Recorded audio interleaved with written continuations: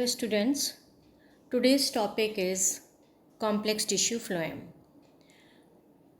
Myself Dr. Azra Akhtar, Associate Professor Botany Government College, Kota. Complex tissues क्या होते हैं यह हमने आपको पिछली क्लास में जब जाइलम के बारे में अध्ययन कराया था तो बताया था कि वह ऊतक जो विभिन्न प्रकार की कोशिकाओं से मिलकर बने होते हैं और एक स्पेसिफिक जो फंक्शन होता है, एक विशिष्ट कार्य का पूर्ण करते हैं, जटिल ऊतक कहलाते हैं। जाइलम में हमने आपको बताया कि विभिन्न प्रकार की कोशिकाएं जैसे tracheids, vessels, xylem parenchyma and xylem fibres, ये सब मिलकर के जाइलम बनाते हैं, लेकिन एक विशिष्ट कार्य करते हैं, जल का संवहन। जड़ से लेकर वायवीय भागों तक जल के संवहन का कार्य जाइलम करते हैं। उसी तरह से फ्लोएम भी एक प्रिंसिपल फूड कंडक्टिंग टिश्यू है जो जाइलम के साथ एसोसिएट रहता है वैस्कुलर सिस्टम में। तो जाइलम भी एक हेट्रोजिनस टिश्यू है जो विभिन्न प्रकार की कोशिकाओं से मिलकर बना होता है और एक स्पेसिफिक कार्य को लाइक डिस्ट्रीब्यूशन ऑफ फूड या शुगर जो कि फोटोसिंथेसिस के दौरान पत्तियों में निर्मित होती है, उसको पादपों के विभिन्न भागों में पहुंचाने का कार्य फ्लोएम करता है। फ्लोएम टर्म सबसे पहले नैगली ने 1858 में कॉइन की थी। फ्लोएम एक स्पेसिफिक टिश्यू है, हेट्रोजिनस टिश्यू है जो विभिन्न प्रकार की कोशिकाओं से मिलकर बना होता है। ये कंपोज होता है सीव ट्यूब्स यानी चालनी नलिकाओं से, सहचर कोशिकाएं यानी कंपेनियन सेल्स से, फ्लोएम पैरेन्काइमा यानी फ्लोएम मृदुतक एंड फ्लोएम फाइबर्स, फ्लोएम तंतु जो होते हैं वे सब मिलकर के एक कार्य को परफॉर्म करते हैं, दैट इज कंडक्शन और ट्रांसपोर्टेशन और डिस्ट्रीब्यूशन ऑफ फूड फ्रॉम जहाँ पे ये फॉर्म हो रहा है उस स्थान से अन्य स्थान पर जहाँ पे या तो ये कंज्यूम कर लिया जाता है ये फूड और या फिर उसे स्टोर कर लिया जाता है, फूड का संचय कर लिया जाता है। ये phloem made up of several components and each component work together to facilitate the conduction of sugar and amino acid. जैसे हमने आपको बताया कि जो शुगर बनती है उसका कंडक्शन का कार्य फ्लोएम करता है। इस डायग्राम में आप देख रहे हैं कि फ्लोएम के जो विभिन्न प्रकार की जो कोशिकाएं हैं फ्लोएम की, वो सब आपको इसमें दिख रही हैं। Sieve tubes, tube like structures हैं, उसके साइड में उसके सहचर कोशिकाएं और बाहर की तरफ पैरेन्काइमेटस सेल्स हैं। इन्हीं के सेंट्रल रीजन में फ्लोएम फाइबर्स उपस्थित होते हैं। तो फ्लोएम को हम बास्ट टिश्यूज भी कहते हैं। फ्लोएम का ऑरिजिन कैसे होता है? फ्लोएम जिस तरह से आपने जाइलम को पढ़ा कि प्रोकैम्बियम से फॉर्म होता है, उसी तरह से फ्लोएम भी प्रोकैम्बियम से, जो एपिकल मेरिस्टेम का प्रोकैम्बियम होता है उससे फ्लोएम का फॉर्मेशन होता है या डेवलपमेंट होता है। फ्लोएम जब प्रोकैम्बियम से बनता है तो इसे प्राइमरी फ्लोएम कहते हैं और जब फ्लोएम वैस्कुलर कैम्बियम से बनता है तो इसे सेकेंडरी फ्लोएम कहते हैं। प्राइमरी फ्लोएम अगेन जैसा कि आपने जाइलम में पढ़ा कि प्राइमरी जाइलम दो तरह का होता है, प्रोटोजाइलम एंड मेटाजाइलम। उसी तरह से प्राइमरी फ्लोएम भी प्रोटोफ्लोएम एंड मेटाफ्लोएम होता है। जो पहले बनते हैं प्रोकैम्बियम से, साइज़ में छोटे होते हैं, वो प्रोटोफ्लोएम कहलाते हैं और जो बाद में बनते हैं साइज़ में बड़े होते हैं वो मेटाफ्लोएम कहलाते हैं। प्रोटोफ्लोएम शॉर्ट लिव्ड होते हैं जो जल्दी ही दूसरे टिश्यूज़ में कन्वर्ट हो जाते हैं। Distribution of phloem, distribution phloem मतलब जो फ्लोएम है उनका वितरण किस तरह से होता है वैस्कुलर टिश्यूज़ में या वैस्कुलर बंडल्स में। वैस्कुलर बंडल में दोनों मेन पार्ट बनाते हैं, जाइलम एंड फ्लोएम। तो आप फर्स्ट इस डायग्राम में देखिए, फर्स्ट नंबर पे रूट में जाइलम और फ्लोएम का अरेंजमेंट दिखाया हुआ है। जितने एंजियोस्पर्म जो प्लांट्स होते हैं उनके रूट्स में फ्लोएम अलग अलग समूह में होती है। आप यहाँ देख रहे हैं कि फ्लोएम है, देन जाइलम, देन फ्लोएम। तो यानी जाइलम के अंदर 4 खंडों में आपको फ्लोएम येलो कलर में दिखाई दे रहा है। आप ये भी देखिए कि जो फ्लोएम है वो अलग अलग रेडियस पर है, अलग अलग त्रिज्या पर उपस्थित है, तो इसे रेडियल वैस्कुलर बंडल या अरीय वैस्कुलर बंडल कहते हैं। रूट पे अरीय वैस्कुलर बंडल्स पाए जाते हैं एंजियोस्पर्म की।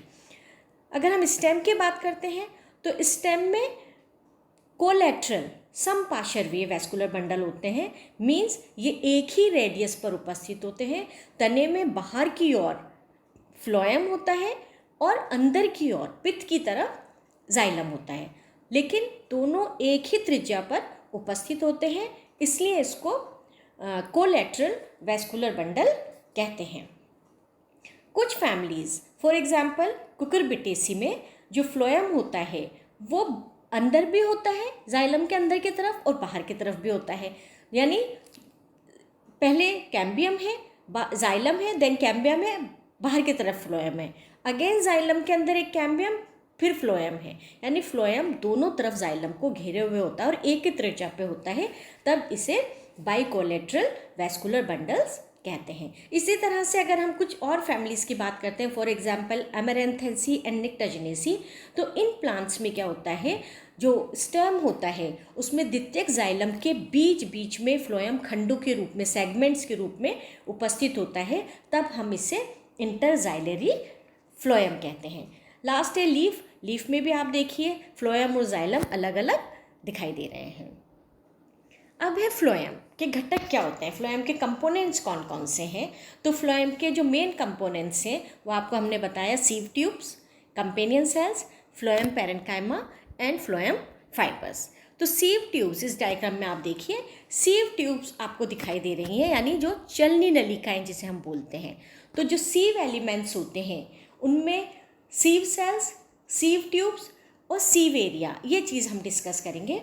तो सीव सेल्स जो पहला इसका तत्व है, सीव एलिमेंट्स का जो पहला तत्व है दैट इज सीव सेल्स, यानी चालनी कोशिका।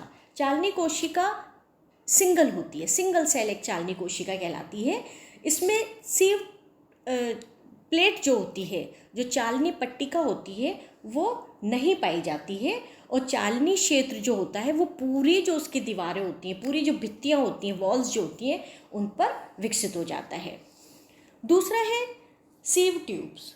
सीव ट्यूब्स नली के समान की संरचना है। इसमें चालनी कोशिकाएं एक के ऊपर एक व्यवस्थित होकर के सिलिंड्रिकल फॉर्म में ट्यूब लाइक स्ट्रक्चर बना लेती हैं, और इनके बीच में सीव प्लेट पाई जाती है, चालनी पट्टिका पाई जाती है जो छिद्रित होती है, और इससे ये एक कोशिका से दूसरी कोशिका पर कनेक्टेड रहती हैं। थर्ड है सीव एरिया। सीव एरिया यानी उसमें चालनी की जो कोशिका भित्ति होती है उस पर जो पोज होते हैं, उन पोज के समूह को चालनी क्षेत्र या सीव एरिया कहते हैं।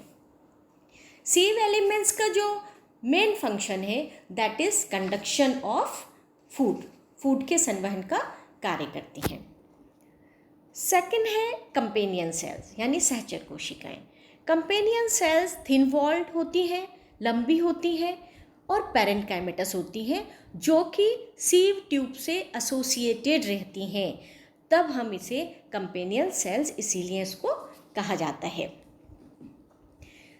कंपेनियन सेल्स पॉलीगोनल, इसमें बहुत स्पष्ट एक न्यूक्लियस होता है, प्रोमिनेंट न्यूक्लियस होता है, ये लिविंग होती हैं और थिन वॉल्ड होती हैं। इसमें प्रोटोप्लाज्मिक जो तंतु होते हैं, फिलामेंट्स जो होते हैं, वो चालनी नलिका का जो प्रोटोप्लाज्म होता है और कंपेनियन सेल से एक दूसरे से कनेक्टेड रहते हैं। इसमें जो पिट्स पाए जाते हैं वो कनेक्शन का कार्य करते हैं, और ये सीव ट्यूब्स का जो प्रेशर होता है, दाब प्रवणता जो उसकी होती है, प्रेशर ग्रेडियंट, उसको बनाने में कंपेनियन सेल हेल्पफुल रहती है।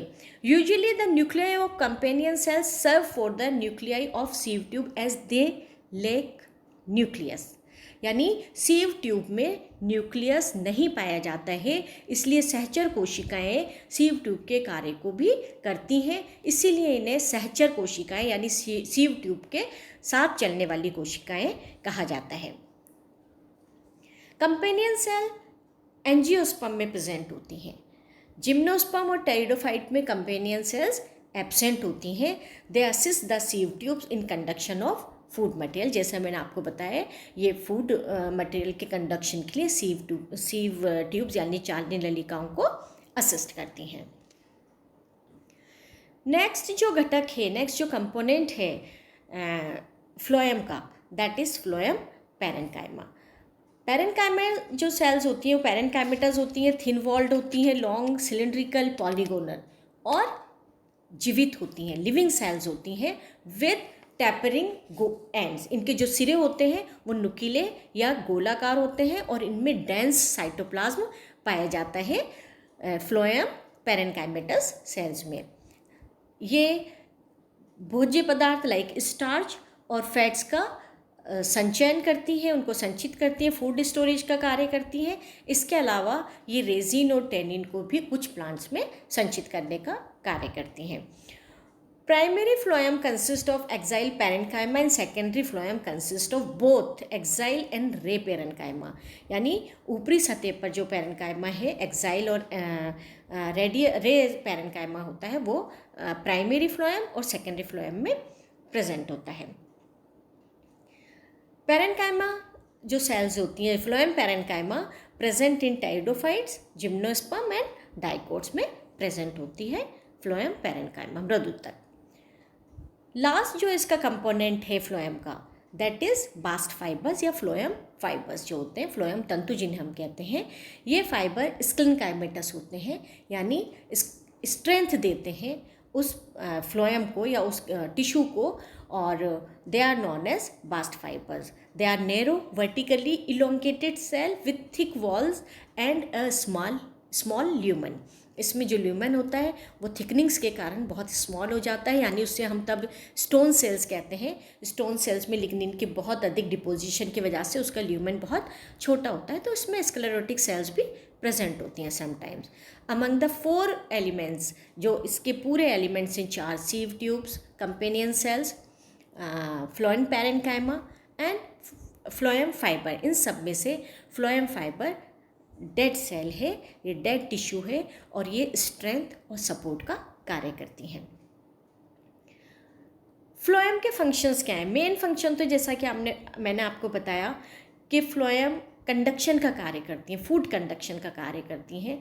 जो पत्तियों में फोटोसिंथेसिस के दौरान जो भोजन बनता है उसको पत्तियों से पौधों के विभिन्न भाग तक पहुंचाने का कार्य फ्लोएम करता है। यानी फ्लोएम जो है वो एक वैस्कुलर टिश्यू है that is responsible for transport of sugar from source tissue, यानी जहाँ पर वो बन रहा है। For example photosynthetic leaf cells जो होती हैं वहाँ पे फूड बनता है, शुगर बनता है, और वो वहाँ से जिन स्थानों पर ज़रूरत होती है, सिंक टिश्यूज़ जो होते हैं, नॉन फोटोसिंथेटिक रूट सेल और डेवलपिंग फ्लोवर्स जो होते हैं, उनमें और अन्य भागों में पहुँचाने का कार्य फ्लोएम करता है।